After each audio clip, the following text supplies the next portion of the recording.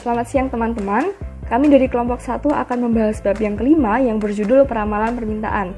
Kelompok kami terdiri atas Devi Septiana, Dian Cita Putri, Fahru Rizaldi, Hanifa Elsandi, Miska Harisa, Peggy Cecilia, dan juga Sigma. Pada slide selanjutnya, saya akan menjelaskan mengenai mengapa peramalan permintaan menjadi penting. Peramalan permintaan adalah runtut dari peramalan ekonomi yang disusun atas ekonomi secara makro atau GDP.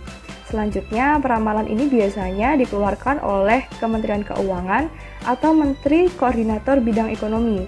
Peramalan ekonomi digunakan perusahaan untuk membuat peramalan yang lebih mikro atau untuk perusahaan mereka sendiri biasanya. Peramalan permintaan didasarkan atas data historis perusahaan atau strategi penjualan yang akan mereka gunakan. Peramalan biasanya digunakan dua metode, namun umumnya menggunakan metode kualitatif dan sebagian menggunakan metode kuantitatif. Untuk metode yang akan dipilih ini berdasarkan atas 5 hal. Yang pertama biaya, jangka waktu, kemudian tingkat akurasi, kemudian ada kualitas dan juga kerumitan hubungan yang mereka buat. Selanjutnya saya akan menjelaskan mengenai peramalan kualitatif. Peramalan kualitatif memiliki 3 pilihan. Yang pertama adalah teknik survei, yang kedua jajak pendapat, dan juga yang ketiga adalah perspektif dari luar negeri. Untuk teknik survei sendiri digunakan untuk membuat keputusan operasional sebelum pengeluaran aktual. Teknik survei ini biasanya dianggap akurat oleh sebagian besar perusahaan, namun terkadang menjadi tidak akurat ketika ada kejadian-kejadian luar biasa yang tidak diinginkan atau tidak bisa dikendalikan. Kemudian jajak pendapat digunakan untuk melihat perspektif atau ramalan perusahaan atau penjualan secara spesifik. Jajak pendapat sendiri mempunyai 3 pilihan juga. Yang pertama adalah jajak pendapat eksekutif, kemudian jajak pendapat dari para tenaga penjual, dan juga jajak pendapat tentang keinginan konsumen. Kemudian selanjutnya adalah perspektif dari luar negeri.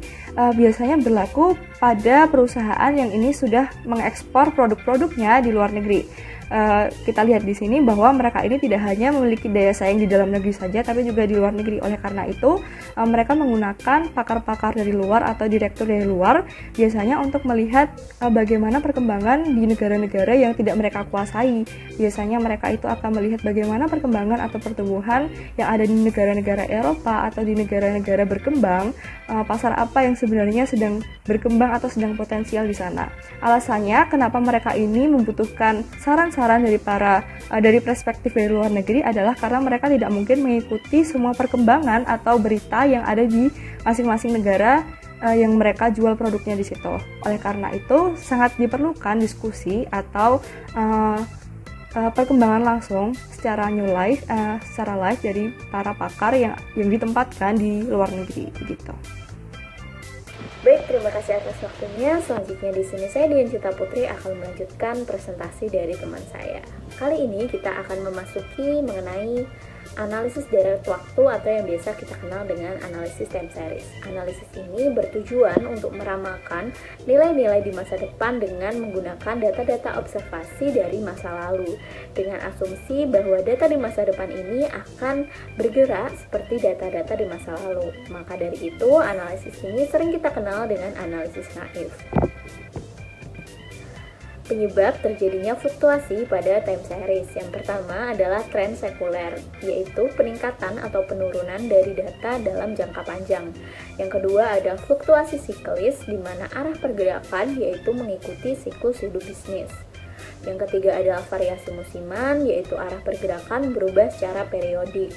Dan yang keempat adalah pengaruh tak teratur, di mana variasi yang ada itu disebabkan oleh peristiwa-peristiwa istimewa yang tidak terduga.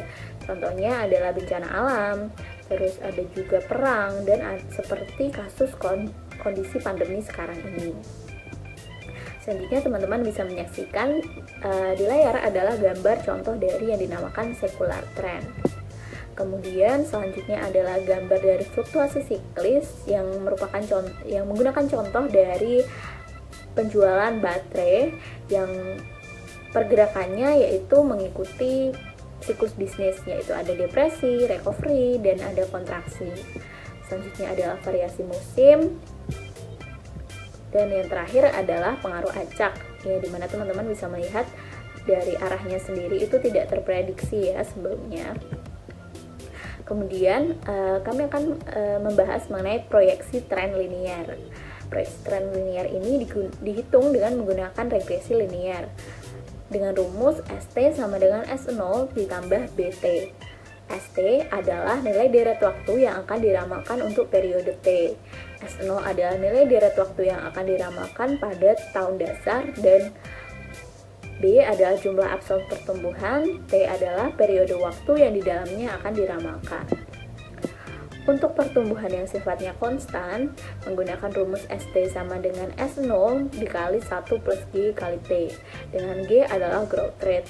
Nah, untuk mengestimasi dari growth rate-nya sendiri, rumusnya adalah ST sama dengan ln S0 ditambah T ln 1 plus G. Kemudian yang terakhir, teman-teman bisa menyaksikan itu adalah gambar dari linear trend. Terima kasih. Kemudian kita akan membahas variasi musiman. Dalam membuat peramalan tren jangka panjang, apabila kita mengabaikan variasi musiman, tentu peramalan tersebut akan jauh melenceng. Dengan mempertimbangkan variasi musiman pula, kita dapat membuat perkiraan secara signifikan. Terdapat beberapa metode peramalan tren dengan memasukkan musim. Yang pertama, menggunakan rasio metode tren yang didapat dari nilai aktual dibagi peramalan tren. Kemudian yang kedua, penyesuaian musim atau rata-rata rasio untuk setiap periode musiman. Kemudian yang ketiga, peramalan yang telah disesuaikan. Nah, berikut ini terdapat figur peramalan dengan proyeksi tren pada penjualan listrik dari tahun 2000 sampai 2004 yang dibagi ke dalam tiap kuartal. Nah, dapat dilihat data untuk tahun 2000 sampai 2003 menunjukkan variasi musiman yang kuat, di mana penjualan pada kuartal tahun pertama dan ketiga secara konsisten berada di bawah nilai tren jangka panjang, sementara penjualan pada kuartal tahun kedua dan keempat secara konsisten berada di atas nilai-nilai tren. Lalu bagaimana menyusun variasi musimannya? Kita lanjut. Nah, pada slide tersebut kita dapat melihat suatu tabel kalkulasi penyesuaian musiman tren peramalan dengan menggunakan metode rasio terhadap tren. Nah, di samping tabel tersebut terdapat penghitungan S17. S17 itu S pada kuartal pertama tahun 2004. Kenapa 17? Karena dihitung dari tahun 2000 sebagai kuartal pertamanya. Nah, di situ terdapat tertulis 18,60 itu dilihat dari angka pada figur sebelumnya dikalikan 0,887. 0,887 tersebut didapat dari rata-rata aktual atau perkiraan estimasi pada musim tersebut, sehingga didapat 16,50 itu untuk kuartal pertama tahun 2004. Kemudian S18 itu 18,99 dikalikan 1,165. 1,165 juga didapat dari rata-rata perkiraan pada kuartal kedua, maka didapatkan 22,12 itu untuk kuartal kedua tahun 2004. Kemudian S19 sama dengan 19,39 dikalikan 0,907 sama dengan 17,59 untuk kuartal ketiga tahun 2004. Kemudian S20 itu 19,78 dikalikan 1,042 sama dengan 20,61 itu untuk kuartal keempat tahun 2004. Selanjutnya, saya akan menjelaskan mengenai teknik penghalusan atau smoothing effect. Jadi, teknik penghalusan digunakan apabila data deret waktu berubah secara acak atau irregular variation. Bila data deret waktu ini berubah secara acak, maka kondisi di masa yang akan datang tidak dapat diproyeksikan dengan tepat. Dengan teknik penghalusan, variasi yang ada ini dihaluskan dan nilai di masa yang akan datang diperkirakan atas dasar nilai rata-rata dari beberapa observasi di masa lalu. Teknik penghalusan yang dibahas dalam materi ini adalah rata-rata bergerak atau moving average dan eksponensial. Rata-rata bergerak atau moving average. Ya, sesuai dengan namanya, rata-rata bergerak ini merupakan teknik untuk menentukan nilai yang diramalkan dari suatu deret waktu berdasarkan dari nilai rata-rata sejumlah periode tertentu. Semakin banyak periode waktu yang digunakan dalam rata-rata bergerak, maka semakin besar efek penghalusan atau smoothing effect yang dihasilkan karena setiap observasi baru ini menerima bobot yang lebih kecil. Secara umum, dapat dikatakan bahwa rata-rata bergerak ini, mana yang lebih baik adalah yang menghasilkan peramalan yang mendekati nilai sesungguhnya atau aktual.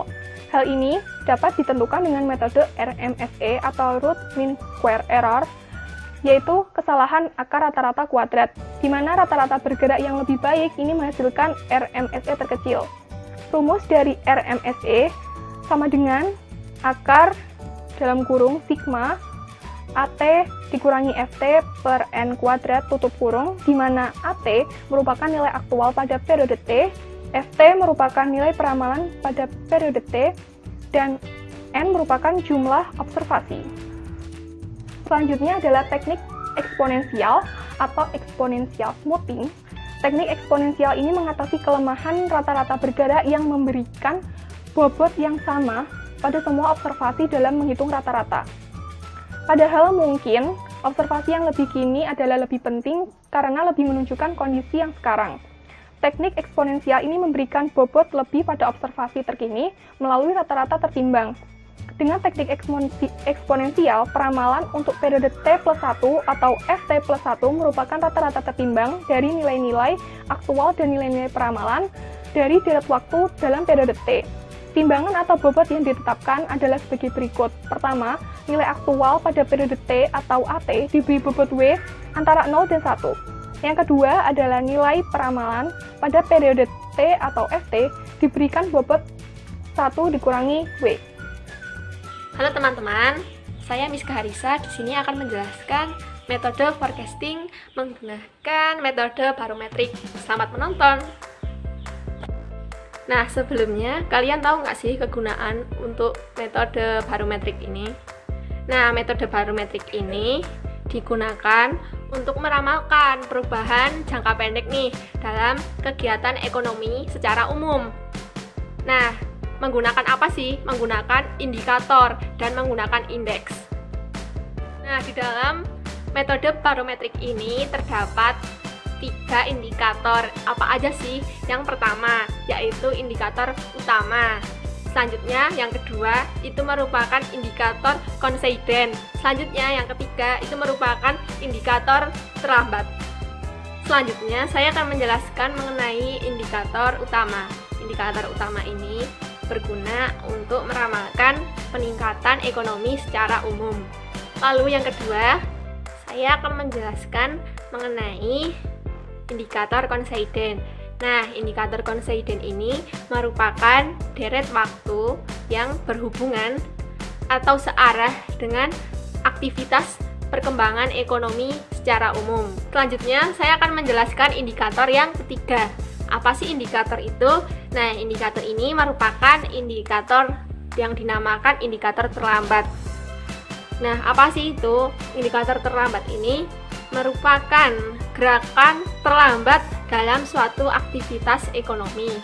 Selanjutnya, saya akan menjelaskan mengenai indeks. Yang pertama, merupakan indeks gabungan. Nah, indeks gabungan ini merupakan cerminan gabungan dari 10 indikator utama, lalu 4 indikator coincident, yang selanjutnya 7 indikator terlambat. Nah, di mana indikator terlambat ini yang negatif memimpin dan yang positif itu terlambat. Selanjutnya, saya akan menjelaskan indeks yang kedua. Indeks yang kedua ini merupakan indeks difusi. Indeks ini memberikan persentase kepada 10 indikator ekonomi. Nah, berikut saya tampilkan beberapa gambar terkait daftar singkat, indikator utama, indikator coincident, dan indikator terlambat atau bisa disebut indikator tertinggal. Bisa dicek dan bisa di screenshot untuk menghemat waktunya. Oke, selanjutnya ada model ekonometrik. Metode ekonometrik digunakan untuk mengidentifikasi dan mengukur kepentingan relatif atau elastisitas dari berbagai macam determinan permintaan atau variabel ekonomi yang akan diramalkan. Variabel ekonomi yang akan diramalkan dinyatakan dalam ukuran kuantitatif sebelum dapat dihitung metode ekonometrik ini. Misalkan, variabel penjualan diukur dalam unit yang terjual, variabel pendapatan diukur dalam rupiah yang diterima dalam suatu periode tertentu, bisa mingguan, bulanan, atau tahunan. Metode ini memungkinkan untuk menentukan kebijakan yang optimal berdasarkan model ekonometrik yang ditentukan. Suatu model menunjukkan keterkaitan antara satu variabel, yaitu variabel bebas, dan variabel lainnya, yaitu variabel terikat. Ada dua macam model ekonometrik yang bisa digunakan, yaitu model persamaan tunggal dan berganda. Selanjutnya ada model persamaan tunggal. Bentuk paling sederhana dari peramalan ekonometrik adalah model persamaan tunggal. Langkah pertama adalah mengidentifikasi determinan-determinan dari variabel yang akan diramal. Sebagai contoh, dalam peramalan permintaan sereal untuk sarapan, kita dapat menuliskan persamaan peramalan permintaan yang akan diestimasikan sebagai berikut. Q sama dengan A0 plus A1P plus A2Y plus A3N plus A4 PS plus A5PC plus A6A plus E, di mana Q permintaan yang merupakan fungsi dari atau bergantung pada harga sereal untuk sarapan tersebut, yaitu P, kemudian Y adalah pendapatan konsumen, kemudian N adalah ukuran populasi atau jumlah penduduk, PS adalah harga barang substitusi seperti muffin, kemudian PC adalah harga komplementer seperti susu, dan A adalah tingkat biaya iklan perusahaan. Selain itu, perusahaan juga harus membuat nilai ramalan untuk variabel-variabel bebas dari model untuk jangka waktu di mana variabel terikatnya diramalkan. Maka untuk meramalkan permintaan yang akan datang, perusahaan juga harus menyediakan harga produk tersebut di masa akan datang, pendapatan masyarakat di masa yang akan datang, harga barang substitusi dan harga barang komplementer di masa akan datang, dan juga biaya iklan perusahaan di masa yang akan datang. Oke, selanjutnya kita akan membahas mengenai model persamaan berganda. Jadi, walaupun model persamaan tunggal seringkali digunakan oleh perusahaan untuk meramalkan permintaan maupun penjualan, hubungan ekonomi seringkali mengalami kondisi yang sulit, sehingga untuk melakukan peramalan dibutuhkan model persamaan berganda. Biasanya terjadi pada kasus ketika suatu perusahaan ingin meramalkan variabel makro seperti GNP atau permintaan dan penjualan dalam sektor utama industri. Pada slide ini terdapat beberapa contoh persamaan sederhana di mana variabel C, I, dan GNP atau variabel pada sisi kiri tanda sama dengan disebut sebagai variabel endogen. Variabel tersebut merupakan variabel-variabel model yang dicari untuk dijelaskan atau diperkirakan dari solusi model. Sedangkan variabel pada sisi sebaliknya kita dapat sebut sebagai variabel eksogen, yang merupakan variabel yang ditentukan di luar model. Nilai mereka harus diperoleh dari luar model agar mampu mengestimasi model yang ada. Selanjutnya terdapat dua contoh persamaan. Persamaan yang pertama disebut sebagai persamaan struktural karena berusaha menjelaskan hubungan antara variabel endogen tertentu dengan variabel lainnya dalam sistem. Sedangkan persamaan kedua disebut sebagai persamaan divisional atau suatu identitas yang selalu benar dari segi definisi. Selanjutnya, teknik ekonometrik yang lebih maju dibutuhkan untuk menghasilkan estimasi yang tidak bias dari koefisien-koefisien yang ada pada model. Dengan mengasumsikan bahwa koefisien-koefisien ini sudah diestimasi dengan tepat dan tentunya menggunakan teknik estimasi yang cocok, kita dapat menunjukkan bagaimana suatu model makro yang sederhana dapat dipakai untuk meramalkan nilai dari variabel endogen. Selanjutnya, kita akan membahas mengenai analisis input dan output. Jadi, suatu perusahaan dapat juga meramalkan penjualannya menggunakan tabel input dan output. Analisis ini menunjukkan kegunaan dari output setiap industri sebagai input bagi industri yang lainnya dan untuk konsumsi akhir. Analisis input dan output memungkinkan kita untuk menelusuri semua aliran input dan output antar industri dalam ekonomi dan menentukan peningkatan total, baik secara langsung maupun tidak langsung, dari semua input yang dibutuhkan untuk memenuhi permintaan akan suatu barang. Sekian presentasi dari kelompok kami. Terima kasih.